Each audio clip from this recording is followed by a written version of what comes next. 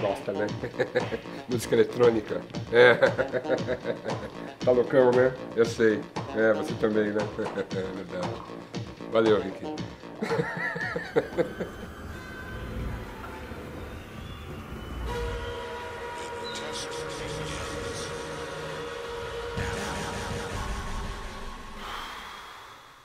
Se eu for falar de música eletrônica, a gente vai ter que ir lá no século XIX. Então, a gente não tem 8 dias para fazer esse programa.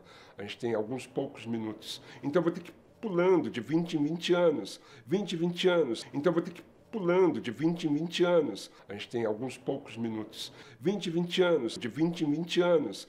Até chegar nos anos 50 e chegar no Stockhausen. Stockhausen, esse sim, deu o primeiro impulso.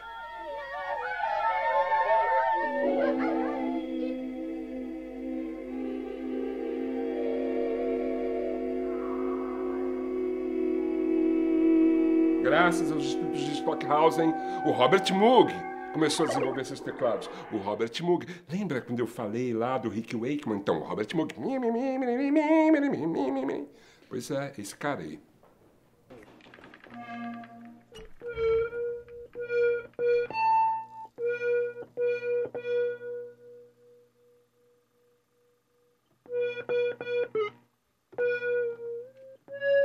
Nos anos 60, a música eletrônica começou a ter seus superadeptos. Acho que a primeira tentativa pop de fazer música eletrônica foram os Silver Apples.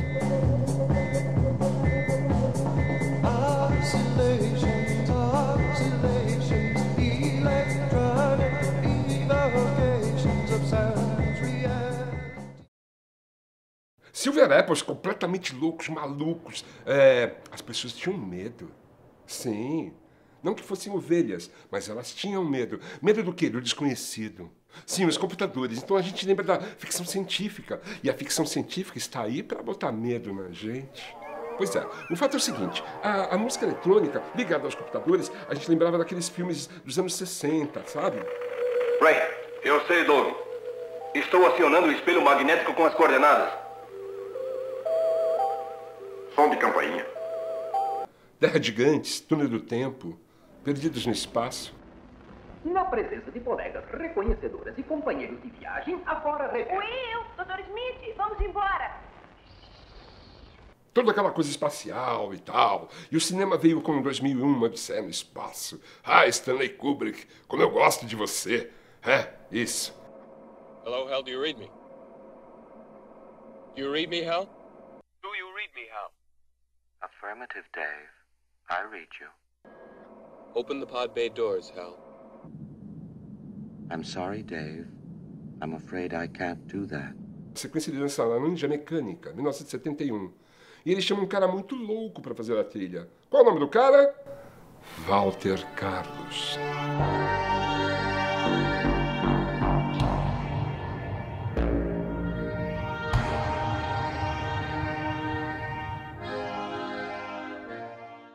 Ele transforma Beethoven com seus sintetizadores. E é incrível. Dá uma profundidade. É sinistro. Walter Carlos, que depois se tornaria o Andy Carlos.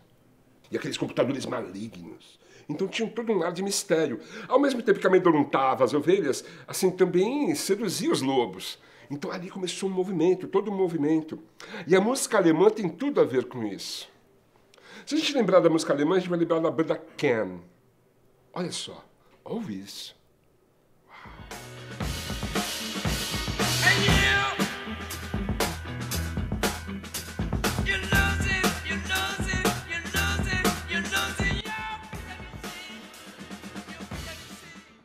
Então um dia o Ken estava tocando e de repente quem estava com eles? Florian Schneider e Ralf Hitler.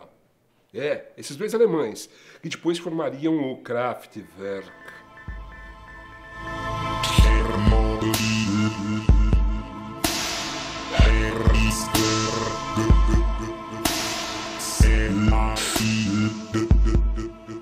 Então chegou o Kraftwerk e suas maquininhas maravilhosas. Aqueles sintetizadores incríveis. O primeiro disco do Kraftwerk que eu ouvi foi o Radioactivity. O medo de novo. O medo da energia atômica. o medo do futuro, que será da raça humana.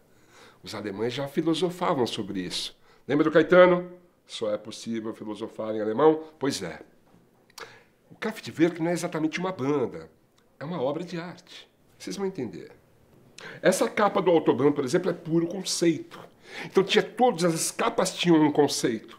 O Kraftwerk tinha um conceito. E aí conquistou meu coração.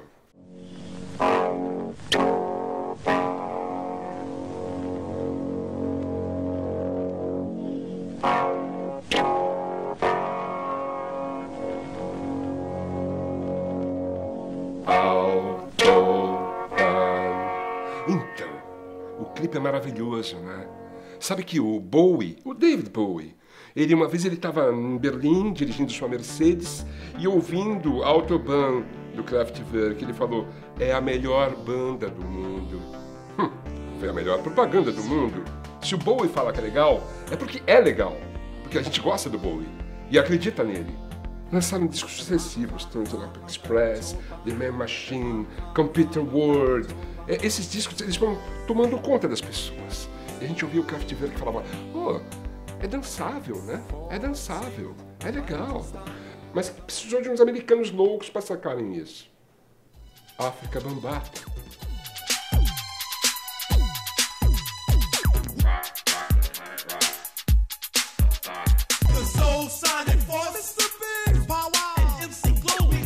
O Kraftwerk foi para Detroit fazer um show nos anos 80 e assim a plateia era a plateia do pessoal do hip hop, cara. Os caras adoravam o Kraftwerk, cara. Era uma unanimidade nos Estados Unidos. Mas assim, o dance deles era uma coisa dançante meio alemã. E eles falavam assim: quer saber? Vocês querem dançar? Boing, bum tchak, boing, bum tchak, boing, bum tchak. Electric Café.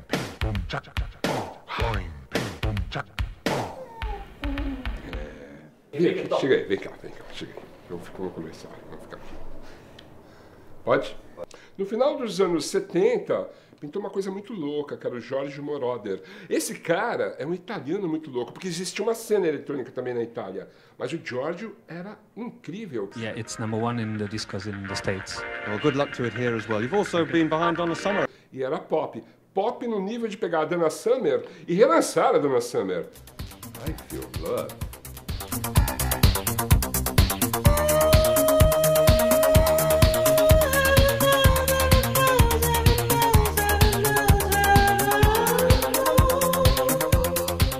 No final dos anos 70 pintou a New Wave. E junto com a New Wave, um cara falou: cara, esse visual do Kraftwerk é demais. Cara, esses teclados são legais.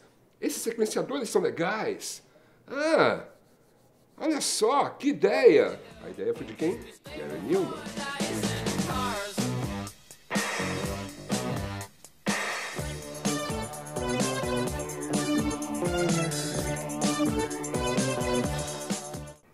Os loucos anos 80.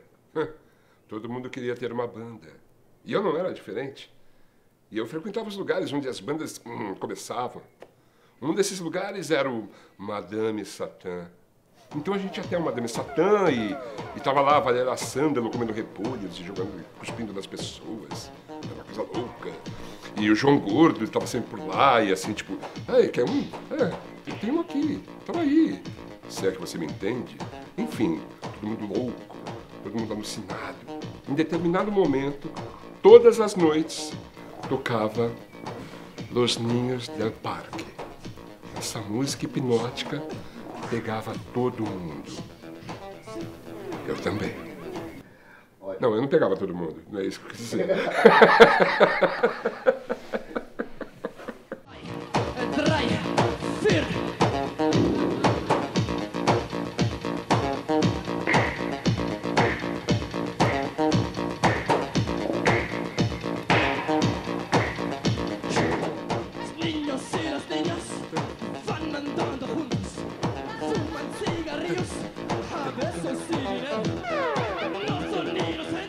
Lembrei de um lance muito legal. Lembra do Joy Division?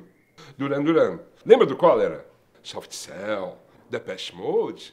Lembra do Dark? Lembra do Bauhaus? Simple Minds, por exemplo. Né? A Madonna, lembra da Madonna? Ah. E daí os Pet Shop Boys. Eyes to Zen No Bolton.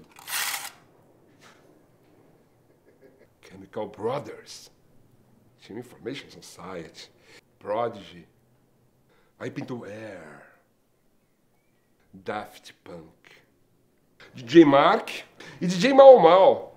A Peaches. LCD Sound System. Hot Chip. Erasure.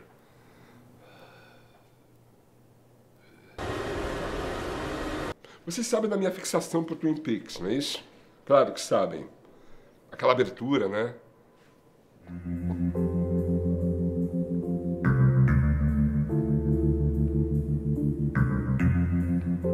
Ângelo Badalamenti. Incrível, né? Ele e o David Lynch. Aquela cena de abertura é incrível e a trilha é marcante. Aquela cena podia ter sido... Aquela trilha podia ter sido composta pelo Kraftwerk. Né? Kraftwerk. Uma obra de arte. Arrisco a dizer que o Kraftwerk talvez seja mais influente que os Beatles. Ha!